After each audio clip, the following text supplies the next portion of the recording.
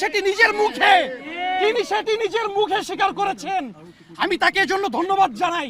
প্রধানমন্ত্রী যেদিন রাজাকার শব্দটি উচ্চারণ করলেন, ওই দিন তিনি একটি কথা বলেছিলেন, একটি সুন্দর জিনিস উনি আমাদেরকে চোখে আঙ্গুল দিয়ে দেখিয়ে দিয়েছিলেন। উনি বলেছিলেন যে শিক্ষার্থীরা আন্দোলন করছে, এরা কেউ সংবিধান সম্পর্কে অবগত নয়, এরা সংবিধানে কিছুই জানে না। আমি একটি প্রশ্ন রাখতে চাই, এখানে বাংলাদেশের সবথেকে মেধাবী শিক্ষার্থীরা উপস্থিত রয়েছে। আমরা যখন ছোট ছিলাম, আমাদের ভাগ্নির আজকে যারা ছোট, আমি দেখেছি তারা স্কুল ব্যাগ নিয়ে যখন স্কুলে যায়, সেই ব্যাগে 14 থেকে 15টি বই থাকে, অথচ একটি ছোট সংবিধানের একটি লাইনও আমরা ছোটবেলা থেকে আজকে পর্যন্ত আমাদেরকে শেখানো হয় নাই।